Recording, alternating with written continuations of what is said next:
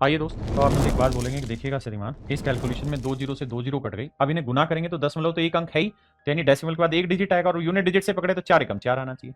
तो वही आंसर होगा जिसमें 0.4 होगा।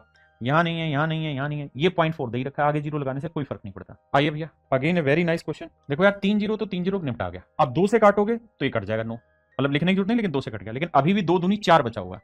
और अगर नीचे 4 आया है, अगर नीचे 4 आ गया, अगर नीचे मेरे भाई 4 आ गया, तो आंसर हर हाल में 2 5 होगा या 7 5 होगा। और मुझे देखना है मैं इसकी मदद से कुछ कर पाया, माफ करना भाई। तो देखो यार, 5 जीरो ये आंसर नहीं हो सकता, 0 0 ये मेरा आंसर नहीं हो सकता। या तो ये आंसर होगा या ये आंसर होगा, क्योंकि 2 5 7 5 है। क्या होगा, मैं इससे नहीं छाट पा रहा हूं, लेकिन मैं इससे 2 ऑप्शन तुरंत एलिमिनेट कर गया 1 सेकंड में। और यही हमें सीखना है, क्योंकि अगर मैं इस सवाल का एग्जैक्ट आंसर निकालने पे जाऊंगा ना, तो मैं आपको डिविजिबिलिटी करा दूंगा। लेकिन फिर क्या होगा कि जब पेपर आएगा ना, तो आपको ये नहीं पता चलेगा कि हर सवाल में फिर आप डिविजिबिलिटी लगाते फिरोगे, डेसिमल की पकड़ ही नहीं होगी। और मेरे बच्चों, एक बात हमेशा ध्यान रखना, मैंने खुद अपने जीवन में अनुभव किया। मैं क्रिकेट खेलता हूं, और जब मैं क्रिकेट खेल रहा हूं, तो मतलब आपके पास है ना, जैसे विराट कोहली है, विराट कोहली अगर वो बैटिंग करने लग रहा है ना, तो सामने से 150 की स्पीड से बॉल आ रही है, ठीक है, और उसके पास एक फ्रिक्शन ऑफ सेकंड है।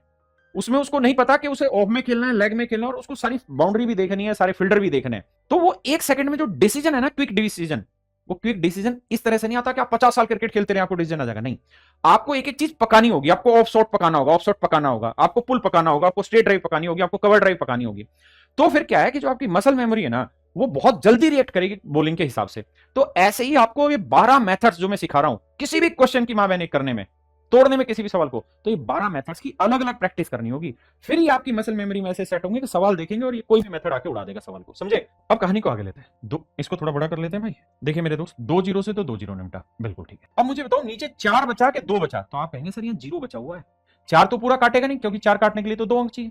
तो सर हर हाल में ना 2 ही कटेगा, तो नीचे 2 बच गया, और नीचे अगर 2 बचा है तो आंसर में कुछ भी नहीं, 0.5 आएगा और कुछ नहीं आएगा। आंसर में 0.5 आएगा। 1 सेकंड लगता है, और 0.5 एक ही जगह, यहाँ 7.5 है, 2.5 है, 2.5 है। तो ऑप्शन सी, ये RRB group D 2026, RRB group D 2026 का सवाल है, सबसे लेटेस्ट क्वेश्चन है। अब आप इसमें कैलकुलेशन करते रहिए, डिविजिबिलिटी लगाते रहिए। अब आप खुद सोच के बताइए कौन सी चीज सबसे आसान लगी। डिविजिबिलिटी आसान लगी, क्योंकि डिविजिबिलिटी लगाओगे तो सारे अंकों का जोड़ चेक करना होगा, जबकि दशमलव लगाया तो 1 सेकंड में ट्रेन दौड़ दी आपकी। इनका फायदा उठाना है, भागना नहीं है दोस्त।